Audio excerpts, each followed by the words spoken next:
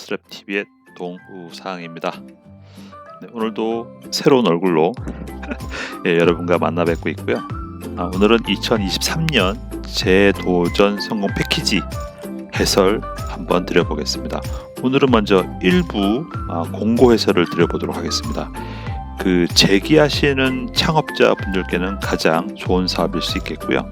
또한 보통 여타 지원 사업들이 1억 원 내외인데 이 사업은 최대 1.5억까지입니다.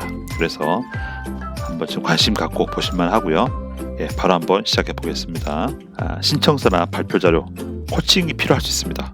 처음 도전하신 분이라든지 좀 떨어졌다 이런 분들 한번 좀 받아보시면 좋으니까 혹시 필요하신 분들은 한번 클릭해서 보시기 바라겠습니다. 오늘은 공고 해설 드리고요. 신청서 해설은 제가 뒤이어서 또 한번 올려보겠습니다. 예, 공고 분석 바로 들어가 보겠습니다. 예, 지난 1월 30일 올라왔죠. 그래서 보시면은 88명 내외를 뽑습니다. 뽑고 두 가지로 나눠지죠. 일반형과 IP 전략형이 있습니다.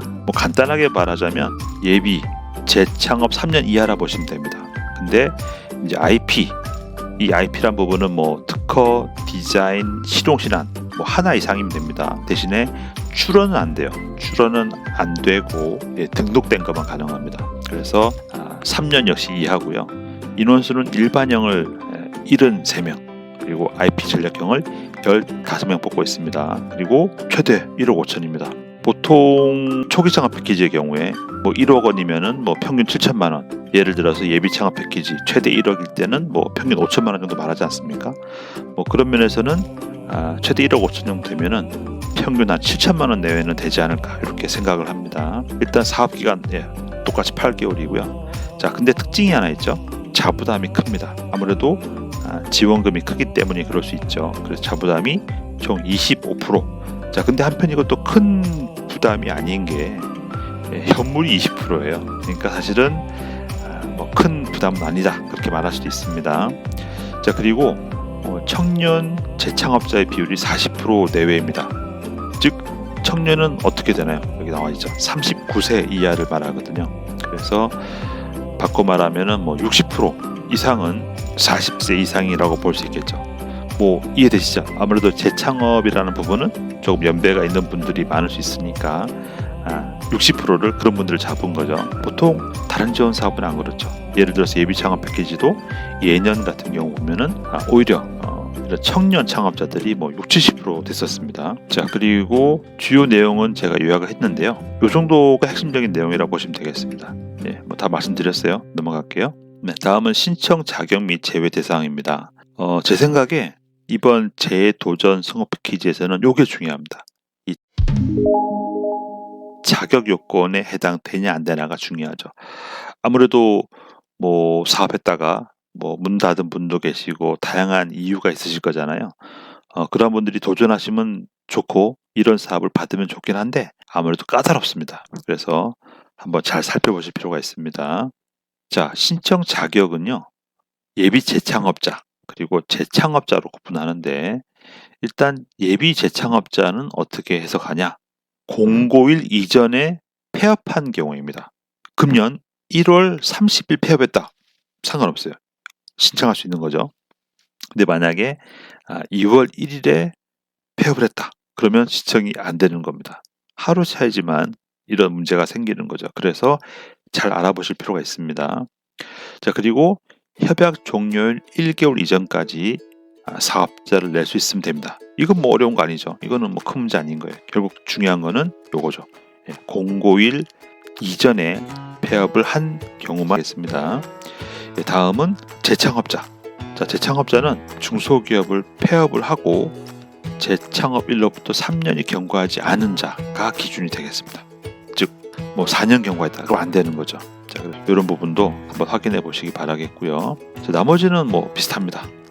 보통 공동대표의 경우도 그 공동대표가 다 이 조건에 부합되어야 하거든요. 그런 거라든지 똑같고, 그리고 IP 전략형은 말 그대로 이제 특허에 대한 부분이 중요한데 특허, 실용실현, 디자인 중에 한 건 이상만 보유하면 됩니다. 다만 출원권은 안 돼요. 출원은 안 되고 등록권만 인정이 됩니다. 나머지 다 일반적인 얘기죠. 자, 그리고 요거 중요하죠. 보통의 경우는 이렇게 어떤 채무상의 문제가 있을 경우는 여타 다른 지원 사업들은 신청이 안 될 수 있습니다. 그런데 이 사업은 취지 자체가 재도전하는 분들을 위한 사업이기 때문에 신청할 수 있는 거죠. 이게 가장 큰 특징이라고 봐집니다. 자, 요약하자면은 예비 창업자와 재창업자로 구분할 수 있는데, 재창업자는 공고일 전에 폐업한 자, 즉 1월 31일 이전에 폐업한 사람, 그리고 협약 종료일 1개월 전에 재창업 가능한 자, 요건 큰 문제 아니라고 했어요. 그리고 재창업자는 폐업 후 3년이 경과하지 않은 자. 만약에 제가 3년 넘었어요. 그러면 안 되는 거죠. 자, IP 전략형은 동일합니다. 이것과 동일한데 다만 한 건 이상의 특허가 있어야 된다는 거죠. 그리고 출원이 아니라 등록된 특허만 된다라는 겁니다. 자, 그래서 제가 이제 미리 말씀드리고 싶은 거는, 만약에 이번에 해당이 안 됐어요. 그런 경우는 내년에 신청할 수 있으니까 이 요건들을 잘 살펴보시기 바라고요. 참고로 여기 사실 특허는 좀 어려울 수 있어요. 근데 특히 디자인 특허의 경우는 뭐 그렇게 어려운 게 아니에요. 사실은 그래요. 그래서 제가 볼 때 사실은 디자인까지 넣는가? 한편 그런 생각이 들긴 드는데, 하여튼 뭐 디자인은 조금 더 쉽게 할 수 있다는 면에서 한번 참고하시기 바랍니다. 자, 다음은 신청 제외 대상입니다. 자, 기본적으로 금융기관에서 채무 불이행으로 규제받는 분들은 안 됩니다. 예, 이건 다 마찬가지예요. 모든 지원 사업들이. 자, 그런데 예외가 3가지가 있습니다.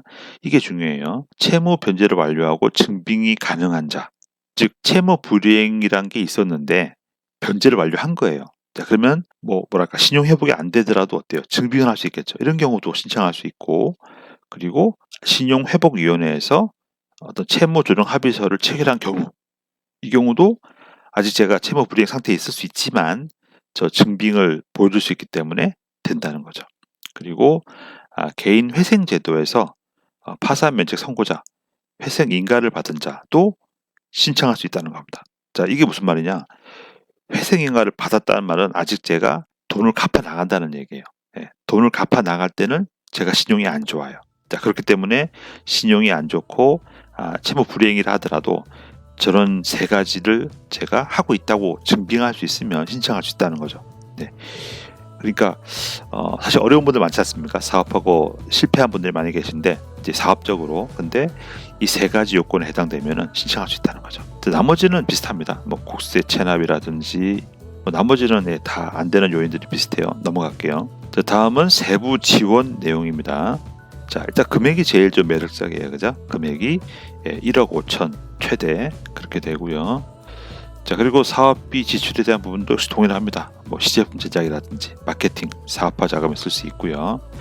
그리고 총 사업비가 현 75%, 그리고 대응 자금, 우리 옛날에 자부담이라고 했죠. 그래서 이 부분이 이렇게 되는데, 자, 근데 여기서 예를 들면 이런 식이죠. 총 사업비를 2억으로 잡은 거예요. 자, 그런데 만약에 정부지원금을 다 받았어. 그러면 1억 5천만 원이겠죠. 그럼 여기에 대해서 나머지 5천만 원이 필요한데, 자, 이 돈을 이렇게 현금과 현물로 하면 된다는 거죠. 자, 근데 보통 어떻습니까? 아까 제가 얘기했지만 보통은 1억 5천 다 주지 않죠. 맥스 1억 2천. 제가 볼 때 평균 7천만 원 잡으면 편하게 볼 것 같아요. 그러면은 지역 금액의 반이겠죠. 그럼 어때요? 현금이 얼마입니까? 현금 부담금이 500이죠. 예, 사실 500 정도는 뭐 한번 해볼 수도 있겠죠. 7천만 원 받은데. 자, 그래서 한편 요거는 큰 부담 아니다, 그렇게 말씀드려보고 싶습니다.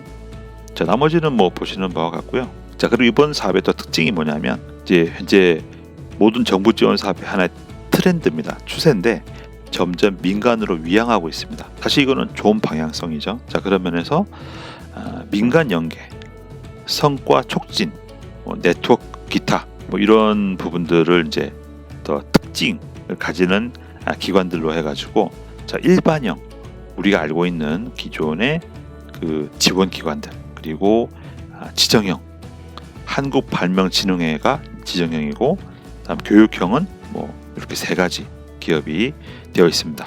자, 그래서 뭐 정리하자면 1억 5천이라는 게 큰 거고, 이제 보통 평균은 한 7천만 원 내외가 되지 않을까 생각되고요. 그리고 아마도 범위는 최저 5천만 원에서 한 1.2억 정도 되지 않을까 추정을 해봅니다. 사실 여기에 대한 정확한 데이터들은 오픈되어 있지 않잖아요. 그래서 방금 제가 말씀드린 거는 참고만 하시기 바랍니다.